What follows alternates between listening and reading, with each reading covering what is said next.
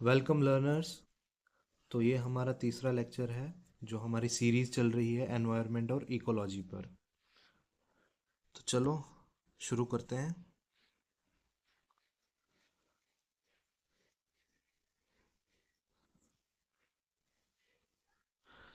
पिछले एक दो लेक्चर में मुझसे कुछ चीज़ें मिस हो गई थी। ये जब हम होमोसेपियंस के बारे में पढ़ रहे थे तो ये चीज़ मुझसे स्किप हो गई थी। जो ह्यूमन हिस्ट्री है यानी होमोसेपियन, इसमें सबसे आप हम सबको पता है, हमने छोटी क्लासेस में पढ़ा हो कि एवोल्यूशन हुआ था ह्यूमंस का। तो सबसे पहले जो स्पीशीज थी वो थी होमो इरेक्टस।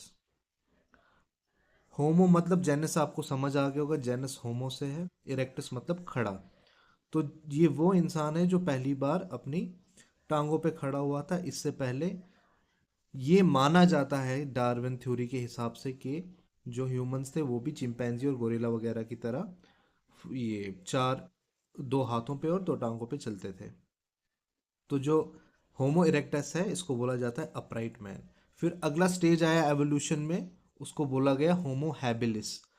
होमो हैबिलिस का आप ऐसे याद रख सकते हो कि टूल मेकर। जो पहले जो टूल्स ट्रेस किए जाते हैं, जो स्टोन्स के टूल्स होते थे, क्रूड टूल्स होते थे, वो यही बनाता था होमो हैबिलिस। फिर आता है होमो सैपियंस, हमें बोला जाता है वाइज मैन। हालांकि एनवायरनमेंट को लेके हम उतने वाइज नहीं है, ये तो साफ पता चलता है due to ongoing climate change और ग्लोबल वार्मिंग। ठीक है। और हाँ, एक ये भी काफ़ी इंपॉर्टेंट चीज़ है कि जो रिसेंटली होमोलोंगी यानी जिसको ड्रैगन मैन कहा जाता है, ये फाउंड किया गया था, ये पाया गया था चाइना में। ठीक है, ये भी आप याद रखना, ये काफ़ी इंपॉर्टेंट है आपकी एग्ज़ाम्स के लिए, बहुत ज़्यादा इंपॉर्टेंट होने वाला है ये आपके लिए। चलिए आगे चलते हैं।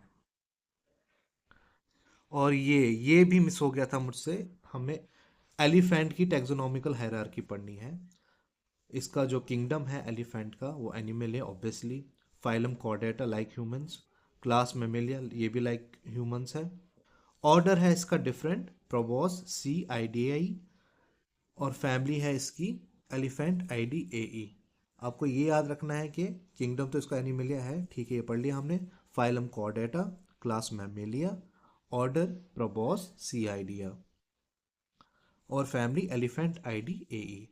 अब इसमें जो जेनस होता है एलिफेंट का, जैसे ह्यूमंस में होमो आ गया और स्पीशीज सेपियंस आ गई, इसमें जो जेनस होता है वो एलिफोस होता है।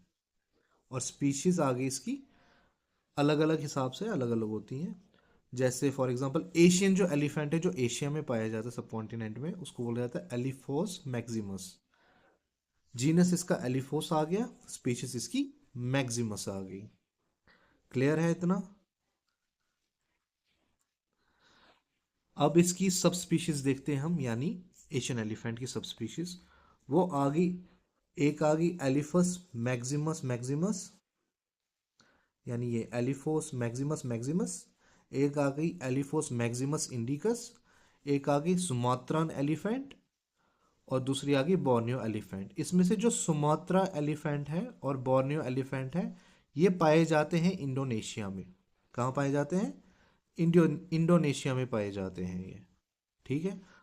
अब जो सब स्पीशीज मैंने जो आपको पहले बताई, एलिफोस मैक्सिमस मैक्सिमस, ये है इसकी नॉमिनेट कैटेगरी। नॉमिनेट कैटेगरी में पहले बता चुका हूँ, जो इसके डायरेक्टली नेम पे हो और अगला वाला नाम भी लगभग सब स्पीशीज का वो भी सेम ही हो। जैसे एलिफोस मैक्सिमस मैक्सिमस, ये होता है श्रीलंकन एलिफेंट बोला जाता है इसको। और अगला जो है इसके अलावा एलिफोस मैक्सिमस इंडिकस, ये इंडियन एलिफेंट आ गया। ओके। जानने वाली ये बात है कि जो इंडियन एलिफेंट है ये लगभग 2/3 है ऑफ एशियन एलिफेंट्स।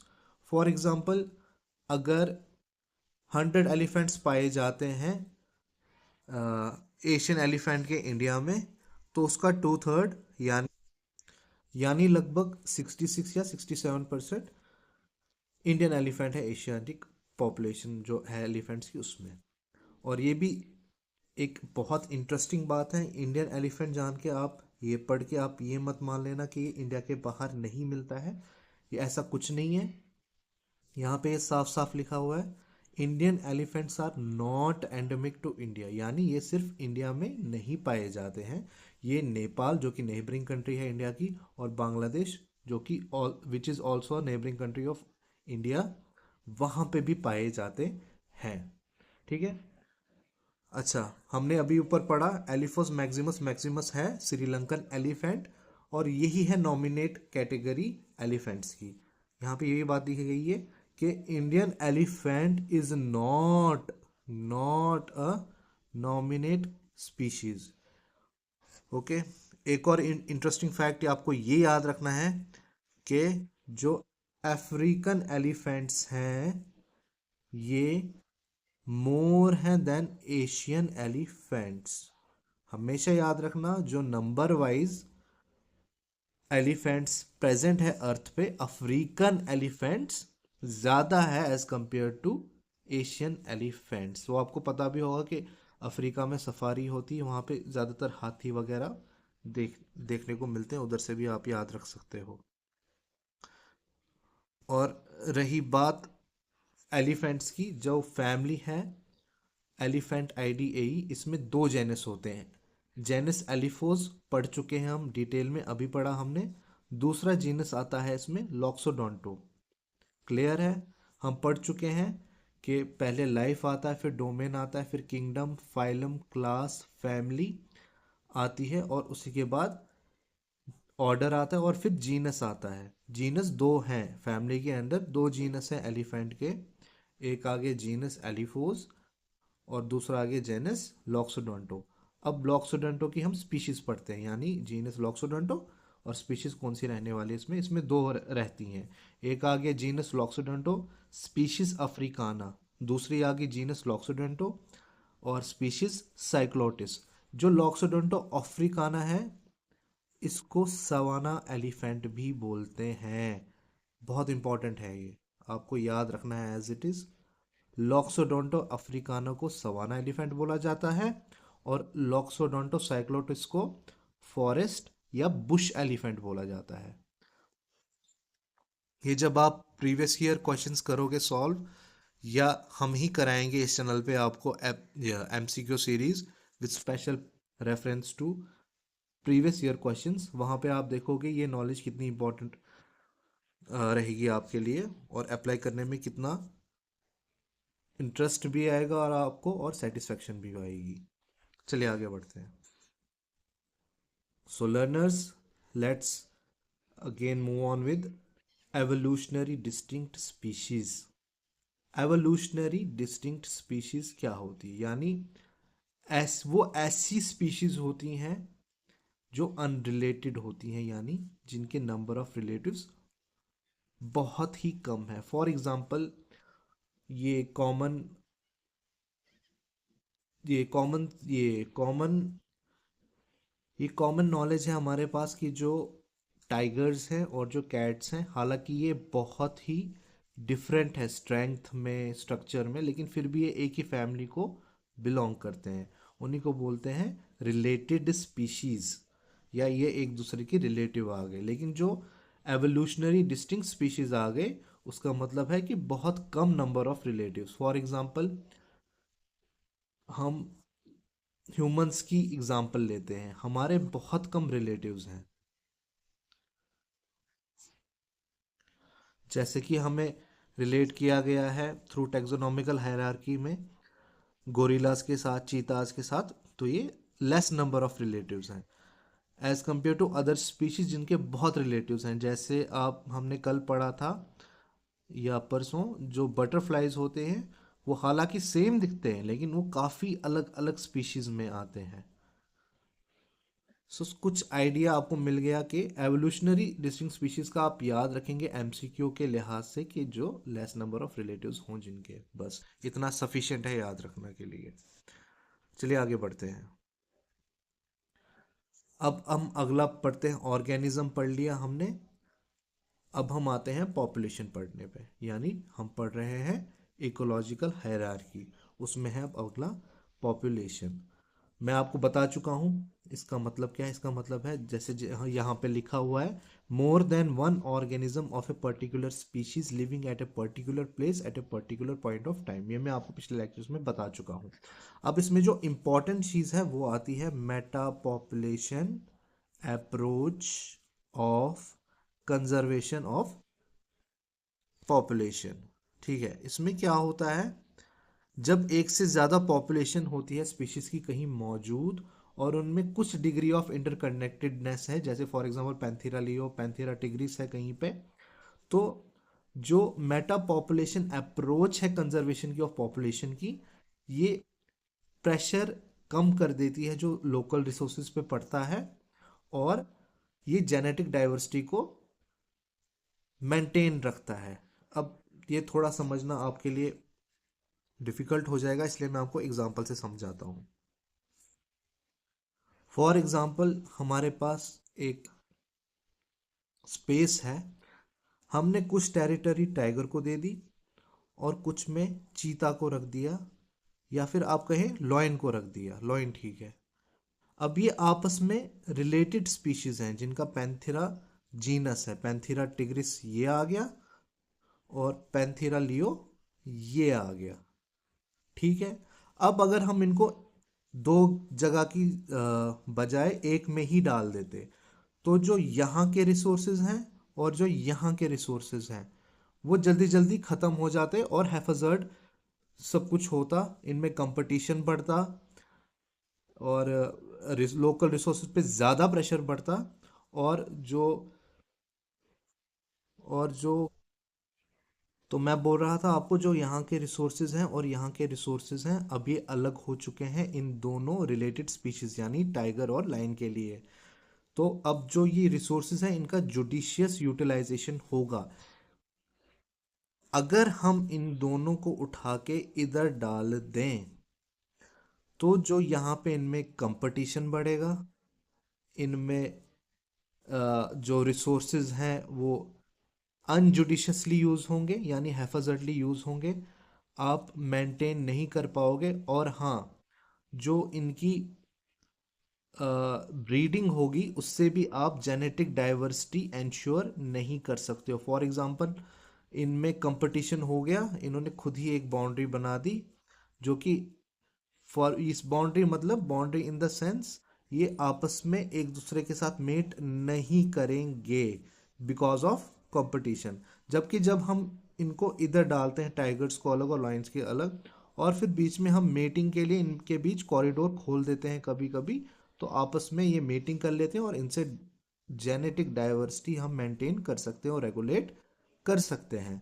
इससे हमें दो फायदे हुए, एक जुडिशियस यूज ऑफ रिसोर्सेज हुआ यानी रिसोर्सेज के ऊपर से जो प्रेशर था वो हट गया, और दूसरा जेनेटिक डाइवर्सिटी मेंटेन हुई। अगर हम ये नहीं करेंगे तो इसमें एक कंसेप्ट आता है, उसको बोलते हैं जेनेटिक इनब्रीडिंग डिप्रेशन। क्या बोला मैंने? Genetic inbreeding depression. इसमें क्या होता है, अगर लॉइंस आपस में ही यानी स्पीशीज जनरेशन बाय जनरेशन आपस में ही मेट करते जाएंगे, तो एक स्टेज आएगी जो ऑफस्प्रिंग्स प्रोड्यूस होंगे, वो उनमें जेनेटिक डाइवर्सिटी कम होगी, यानी वो एवोल्यूशन के हिसाब से, कंपटीशन के हिसाब से काफ़ी कम compete कर पाएंगे और सरवाइव कर पाएंगे एज कंपेयर टू दोज जिनमें जेनेटिक डाइवर्सिटी ज़्यादा होगी। तो इतना क्लियर हो गया होगा आपको। एक बार मैं आपको पढ़ के बता देता हूँ, जो मैंने अभी बताया आपको अब बिल्कुल क्लियर हो जाएगा। देखिए, meta population approach of conservation, more than once population of species having same degree of interconnectedness. Meta population approach reduces pressure on local resources yet contributes in maintaining genetic diversity. Hope it is clear। आगे बढ़ते हैं। ये देखिए, यही जो मैं आपको बोलता, it reduces genetic inbreeding depression. ठीक है, ये आपको क्लियर हो गया।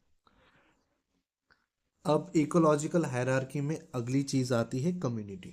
इससे पहले हम पढ़ चुके हैं ऑर्गेनिज्म, फिर हमने पढ़ा पॉपुलेशन डिटेल में, अब पढ़ रहे हैं कम्युनिटी। कम्युनिटी की डेफिनेशन क्या है? More than one organism of different species. अगर यहाँ पे डिफरेंट की जगह सेम स्पीशीज आता तो वो पॉपुलेशन हो जाती, यहाँ पे डिफरेंट स्पीशीज है इसलिए ये कम्युनिटी बनती है। Living in a place at a particular time and at in a place at a particular time. इतना क्लियर है? कम्युनिटी का मतलब होता है more than one organism of different species living in a place at a particular time. Clear है? अब इसको समझाने के लिए हम एक बॉडी ऑफ वाटर लेते हैं। फॉर एग्जांपल ये कोई ओशियन है, ठीक है। यहाँ पे जो ऊपर पाए जाते हैं वो न्यूस्टन्स आ गए, प्लैंक, और फिर थोड़े दरमियान में प्लैंकटन्स, नेक्टॉन्स, और जो बॉटम है, बॉटम ड्वेलिंग, उन्हें बेंथोस बोला जाता है। अब पहले बेंथोस के बारे में पढ़ते हैं, बेंथोस कौन होते हैं। तो ये अलग अलग स्पीशीज हैं इसलिए ये एक कम्युनिटी की एग्जांपल बन जाती है। अब बेंथोस कहते हैं बॉटम ड्वेलिंग होते हैं ऑर्गेनिज्म से, यानी जो बॉटम सरफेस के ऊपर अंदर या फिर अंदर पाए जाते हैं, यानी बॉटम सरफेस के ऊपर या फिर बॉटम सरफेस के अंदर पाए जाते हैं। ठीक है, ये लिखा हुआ है यहाँ पे। बेंथोस ऑर्गेनिज्म लिविंग इन और नियर ऑन इन और near the bottom of the ocean और वाटर बॉडीज। अब इसकी एग्जांपल क्या है? जैसे हम सी फूड खाते हैं उसमें क्रैब आता है, ओके, श्रिम्प आता है, लॉबस्टर्स आते हैं, स्पॉन्जेस हम पढ़ चुके हैं पीछे। और आपको याद रखना है सी अर्चिन्स, सी कुकुम्बर्स और कोरल्स भी पढ़ चुके हैं। कोरल्स पढ़ चुके हैं हम पीछे, स्पॉन्जेस पढ़ चुके हैं। श्रिम्प, लॉबस्टर, क्रैब आगे खाने वाली चीजें, सी से याद रखेंगे सी अर्चिन्स और सी कुकुम्बर। इतना क्लियर है? आगे बढ़ते हैं। अब फिर नेक्टॉन्स को बोला मैंने आपको, नेक्टॉन्स ये रहे। नेक्टॉन्स को बोला जाता है aquatic animals that are strong swimmers. Nektons जब भी बोला जाएगा आपको याद रखना स्ट्रॉन्ग स्विमर्स, जो मूव करते हैं इंडिपेंडेंटली, यानी move can move independently of water currents. For example इनको स्ट्रॉन्ग न्यूज नेक्टॉन्स को स्ट्रॉन्ग स्विमर्स इसलिए बोला जाता है क्यों, जो बॉडी ऑफ वाटर है, जैसे कि अभी हमने ये एग्जांपल ली ओशियन की, इसमें ये वाटर करंट्स के अगेंस्ट भी जाते हैं कई कबार, अपनी मर्जी के मालिक होते हैं। ये स्ट्रॉन्ग स्विमर्स होते हैं इसलिए ऐसा कर पाते हैं। अब इसकी एग्जांपल्स आपको याद रखनी है। फिश, सिफेलोपॉड्स। सिफेलोपॉड्स में क्या क्या आ गया? सिफेलोपॉड्स में आ गया आपको ऑक्टोपस, और सिफेलोपॉड्स में आ गया आपको स्क्विड। ठीक है, ऑक्टोपस आपको पता ही है, जिसके 8 वो लेंटिकल्स होते हैं। स्क्विड आ गई, वेल्स और डॉल्फिन्स आ गई। ठीक है, अब आते हैं प्लैंकटॉन्स। प्लैंकटॉन्स किन को बोला जाता है? प्लैंकटॉन्स आ गए, उनको कहीं पे भी हवा जहां ले जाएगी या वहां चलेंगे, मतलब वाटर करंट्स की बात कर रहा हूँ। वाटर करंट्स इनको जहां ले जाएगी वहां चले जाते हैं ये। ठीक है, दीज आर, और ये माइक्रोस्कोपिक ऑर्गेनिजम्स होते हैं।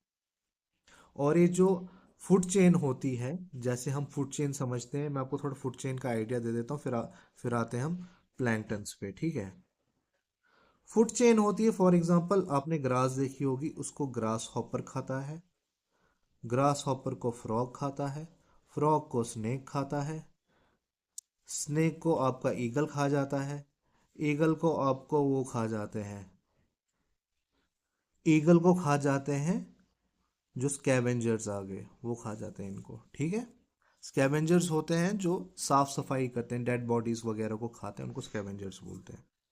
आगे पढ़ना है इनके रिलेटेड हमें। ओके, तो बात हो रही थी प्लैंकटन्स की, इसके इसी के कॉन्टेक्स्ट में मैंने आपको थोड़ा फूड चेन के बारे में बताया। तो मैं आपको बोल रहा था कि ये ड्रिफ्टर्स या वॉन्डर्स बोले जाते हैं, क्योंकि जहाँ इनको वाटर करंट्स ले जाती हैं ये वहीं चले जाते हैं। और ये वाटर बॉडी में, जैसे कि हम ओशन पढ़ रहे हैं, वहाँ पे जो फूड चेन होती है उसका बेस बनाते हैं। Let's study about them. Planktons also called drifters, wanderers. These are microscopic organisms that drift in water, forming the base of food chains. अब इनकी एग्जांपल्स आपको एज इट इज़ याद रखनी है। इसमें आ गए फाइटोप्लैंक्टन्स यानी वो प्लैंक्टन्स जो अपना खाना खुद बनाते हैं, जैसे डायटम्स आ गए, डाइनोफ्लैजिलेट्स आ गए, इसमें सियानोबैक्टीरिया आ गए, या फिर इनको ब्लू ग्रीन एल्गी भी बोला जाता है, कोकोलिथोफोर्स, जू। अब फाइटोप्लैंक्टन्स ये आ गए, कौन कौन से? Diatoms, dinoflagellates, cyanobacteria, coccolithophores. आप इनको CCDD से याद कर सकते हो।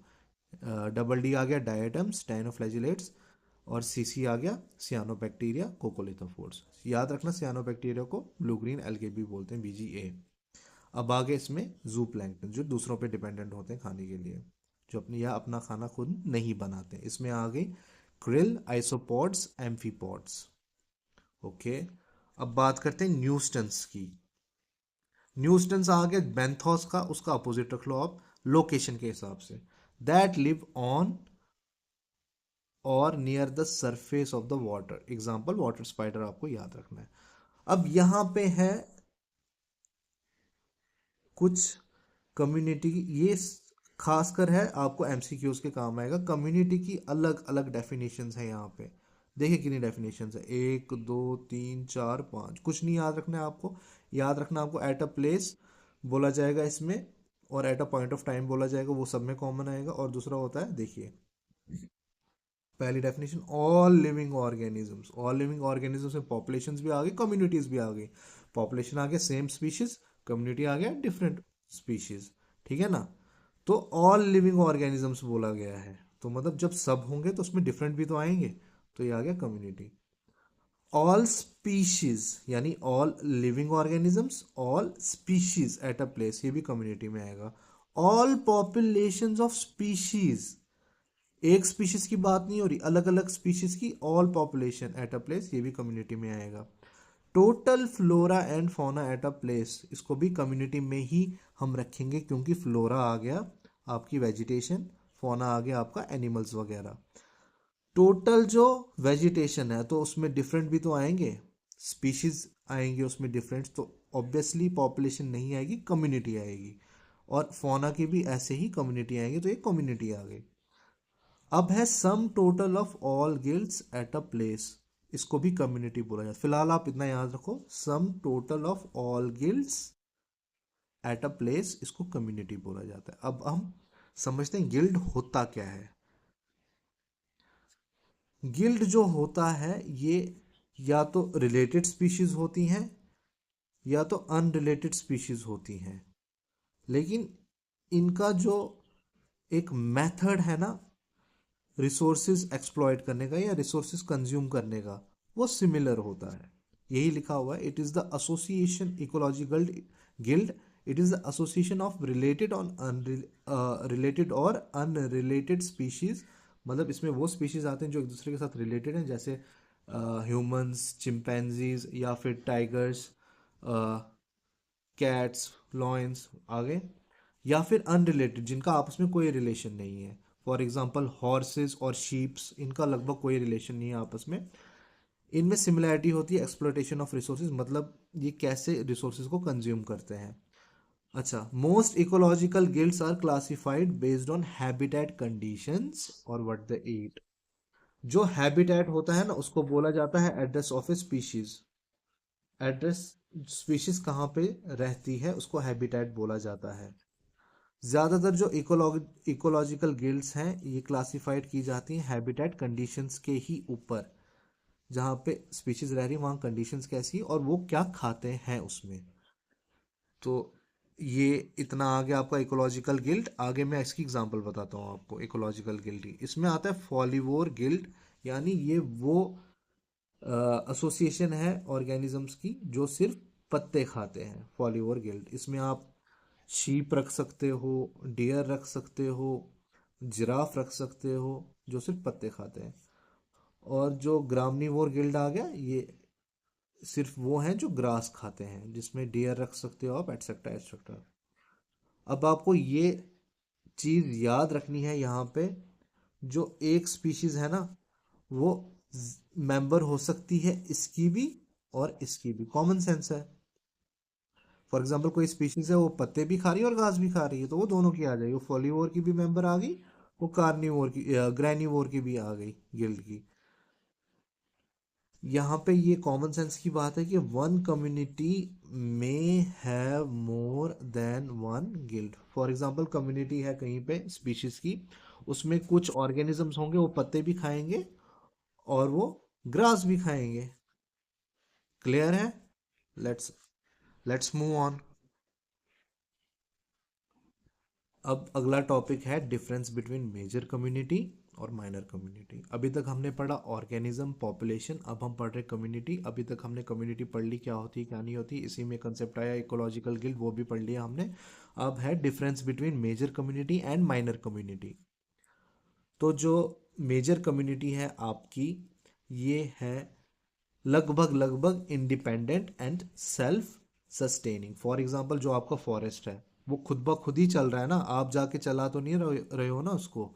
वो सेल्फ, इसी हिसाब से वो रिलेटिवली इंडिपेंडेंट आ गया और सेल्फ सस्टेनिंग आ गया। कभी खत्म हुआ है? खत्म हुआ है सिर्फ ह्यूमन इंटरवेंशन से, जब ह्यूमन ने अपने लालच में चलते फर्नीचर निकाला वहाँ से, और भी काफ़ी सारी चीज़ें निकाली अपने फ़ायदे के लिए, तभी फॉरेस्ट काटे गए और ख़त्म किए गए। और उससे आपको पता ही है कितना कुछ उसके ड्रास्टिक इम्पैक्ट्स पड़ रहे हैं आजकल। तो जैसे मैं मेजर कम्युनिटी की बात कर रहा था, ये रिलेटिवली इंडिपेंडेंट है और सेल्फ सस्टेनिंग है। इसकी एग्जांपल है फॉरेस्ट, लेक, ओशियन। इसकी खुद की फूड चेन है एंड एनर्जी फ्लो। वही मैं बोल रहा हूँ ना, सेल्फ सस्टेनिंग है।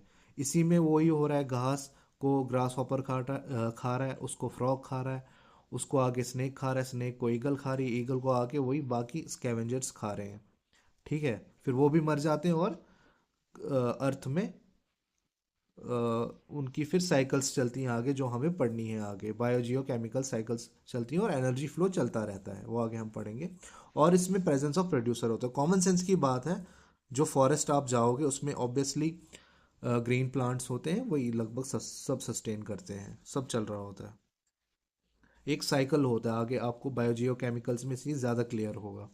फिर आती है माइनर कम्युनिटी। माइनर कम्युनिटी आता है, आप रख लो आर्टिफिशियल चीज़ें आती हैं ये। जैसे फॉर एग्जांपल आपने एक, क्या बोलते हैं जिसको, मछली, मछली जिसमें जिसको रख, मतलब एक्वेरियम आ गया आपका, वो भी एक हिसाब से आपने आर्टिफिशियल ही रखा है। माय बैड, मैं थोड़ा सा आगे निकल गया था। मैं क्लोज्ड इकोसिस्टम जो एक टाइप है इकोसिस्टम, वो एक्सप्लेन करने लग गया था एक्वेरियम के रेफरेंस में आपको। ऐसा कुछ इट्स कम्प्लीटली डिफरेंट। जो माइनर कम्युनिटी होती है ये असल में स्मॉलर होती है। फॉरेस्ट बहुत, जैसे फॉरेस्ट बहुत बड़ा है, इसमें जो माइनर कम्युनिटी वो काफ़ी छोटे लेवल पे होती है। For example cow dung pad पड़ा है कहीं, काऊ डंग पड़ा है, उसके ऊपर जो कम्युनिटी बन जाएगी इंसेक्ट्स वगैरह वगैरह, फिर आगे जो होगा वो आ गया माइनर कम्युनिटी। या फिर कहीं लॉग ऑफ वुड पड़ा हुआ है, उसके ऊपर जो टर्माइट्स लगती हैं, दीमक लगती है, वो आ गई माइनर कम्युनिटी। अब इसमें क्या है, ये सेल्फ सस्टेनिंग नहीं है, नॉट सेल्फ सस्टेनेबल। और इसमें प्रोड्यूसर नहीं है कोई, जैसा उधर होता है मेजर कम्युनिटी में। ठीक है, ये काफ़ी इम्पॉर्टेंट है। Minor community is not self sustainable and it has absence of producer. ये बात क्लियर रखना। ठीक है, minor community not self sustainable, absence of producer, और ये डिपेंड होती है on input from outside. For example अगर काउडंग नहीं होता पैड, तो उसमें ना कम्युनिटी एग्जिस्ट ही नहीं करती, उसके लिए कोई बेस नहीं थी। ठीक है, और अगर लॉग ऑफ वुड नहीं होता, या लॉग ऑफ वुड है चलो टर्माइट्स नहीं है, तो कम्युनिटी नहीं ना बनती वो। तो इस हिसाब से आपको ये डिफरेंस क्लियर हो गया होगा मेजर कम्युनिटी और माइनर कम्युनिटी में। सो सो लर्नर्स, लास्ट में एक बात बोलना चाहता हूँ कि मैं जानबूझ के आप मैं जानबूझ के आपको डायरेक्ट हैंड रिटन नोट से ही पढ़ा रहा हूँ, जबकि मेरे पास पीपीटीज का ऑप्शन भी है। मेरा सिंपल पॉइंट ये है कि आपका टाइम वेस्ट ना हो, बाद में आप उनकी प्रिंट निकालो, फिर पढ़ो, फिर वो पढ़े के पढ़े रह जाते हैं, पीपीटीज टेबल पे पाइल अप होते रहते हैं। मेरा कॉमन ऑब्जर्वेशन है स्टूडेंट्स को लेके यही होता है। रही बात आपके रिवीजन की, रिवीजन आपका कराया जाएगा, उसकी अलग प्लेलिस्ट आएगी। हम उसमें एमसीक्यूज भी सॉल्व करेंगे, पीवाईक्यूज भी, और ज़रूरत पड़ी तो मैराथन सेशंस भी रखेंगे। आपको अब ट्रस्ट करना है अपने इंस्टिंक्ट्स पे और अपने ट्यूटर पे, यानी मेंटर पे, मुझ पे कर सकते हैं आप भरोसा। अब वो भरोसा कैसे स्ट्रांग हो सकता है, आपको कंपेयर करना है। जो मैं क्वालिटी आपको प्रोवाइड कर रहा हूँ वो आप बाकी जगह भी कंपेयर करके एनालाइज कर सकते हैं। सो गाइज, यही है मेरा लास्ट में कि आपको हैंड रिटन नोट्स मिल रहे हैं, उनको अच्छे से पढ़ें। हो सके तो खुद लिखें, अपने बना के रखें, वो ज़्यादा रिटेंशन रहती है उनकी। उनको दो तीन, कम से कम 3 बार पढ़ें, रिवीजन करें उनका। और फिर हमारे साथ एमसीक्यूज और पीवाईक्यूज आप सॉल्व करेंगे। और ज़रूरत पड़ी, एग्ज़ाम जब नज़दीक आएंगे तो उन वक्त हम आपके मैराथन सेशंस अगर आप बोलेंगे तो वो भी ले आएंगे, ताकि आपका रिवीजन होता रहे। Okay, God bless you. Thank you.